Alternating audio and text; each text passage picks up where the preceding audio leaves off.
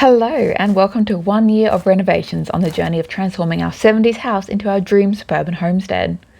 If you haven't met us before, hi, I'm Tracy and this is my husband Danny. We've been learning what to do and what not to do on a do-it-yourself home renovation project. We bought this stock standard Australian home nearly 3 years ago now, and we jumped right in with building up the garden. We had both potted before with veggie gardens, but now we were going all in on raised beds and hugelculture, relying heavily on the palm trees that needed some keen thinning when we moved in. Our first big project was to tidy up the existing downstairs bathroom, laundry and open plan living area into a place we could sleep and eat while we renovated the upstairs main living area. Whenever there was some downtime, we were in the garden and even managed to build a little fire pit oasis in the back corner. We finished the downstairs in less than 1 year with plenty of new skills and new learnings along the way, both in building a home and in the garden, which was going off, growing and growing all the time. We had a very special visitor on the horizon, so we worked hard to power through and get the downstairs finished for her arrival. Oh, and yeah, we got married too. Far too soon, our special visitor had to head back home, and we moved everything we owned from the main floor to the downstairs to make way for the asbestos removal on that main floor. It was about 1 year ago today that we packed our bags to go camping while the asbestos was removed. We came back to a full-on blank slate. It was more than a little overwhelming, and I'm really not sure if we would have taken on the project if we had known how much work this was going to be. But we worked with what we had and we took our time to plan and get the foundations right. This started with moving and removing some of the walls to get our preferred floor plan, which also meant adding in a whole bunch of extra support in the roof and on the walls. Luckily, our neighbour could help us out with the heavy lifting to get extra beams in the ceiling, followed by Danny building structural walls for the first time ever and getting the tick of approval from the structural engineer. He's a pretty impressive bloke, our Danny. We were keen to get a run on the board, so we went ham on getting the toilet done first. It also helped to have a toilet inside the renovation to minimise the dirt and dust and yuck that we were otherwise dragging through the downstairs to get to the royal throne.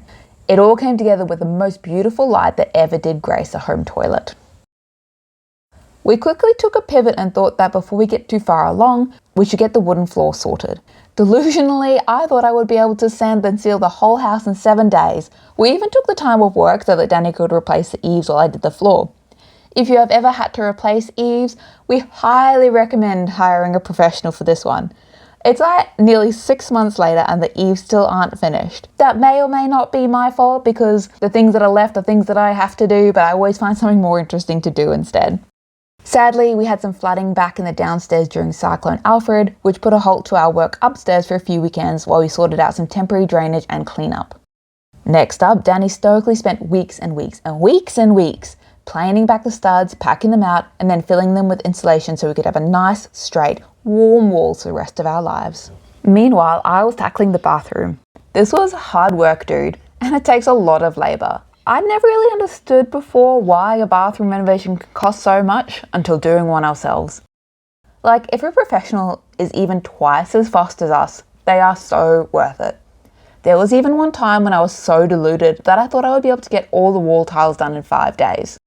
After the actual 3 months of weekends, dude, I was so over that bathroom. We've brought in over 100 sheets of plasterboard, 1 sheet at a time, with much complaining from me. Did I mention how Danny did the ceilings all by himself and learn how to build a door jamb and hang a door?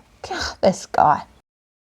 Far too quickly it seemed our 1 year wedding anniversary rolled around, so we took a quick break to breathe and have our charcuterie board attacked by a menacing peacock at the Airbnb.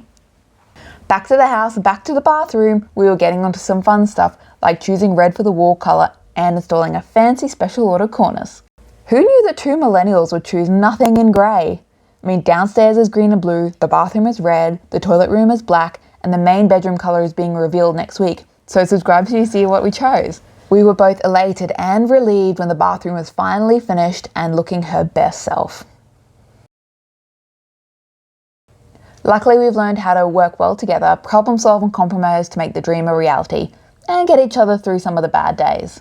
Sometimes there's been a bit of trial and error, and for sure it's not perfect, but we are proud of ourselves and each other for what we've achieved and learned and how we've grown. So here we are, 12 months in, probably at least that much to go again. But here's the thing, we have a deadline. We have that very special visitor coming back to stay with us in 21 weeks. 21 weeks may feel like a long time, but we have a lot to do. We need the upstairs to be ready for Danny and I to live in while the special visitor stays downstairs. The minimum viable product for us to move up here is plasterboard on all the walls and ceiling, A finished kitchen, finished bathroom and toilet, neither of which have doors on them. A finished bedroom so that we have somewhere to sleep. Doors on the other bedrooms so that we can close them and forget about how much work is left to do in there. Oh, and we still need to get furniture up here. We'll still also be having full lives with family and friends and responsibilities and the garden to keep up with at the same time. Can we do it? I'm pretty sure. Do I sound confident?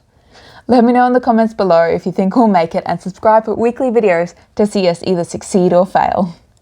Thanks for watching, and we'll see you soon.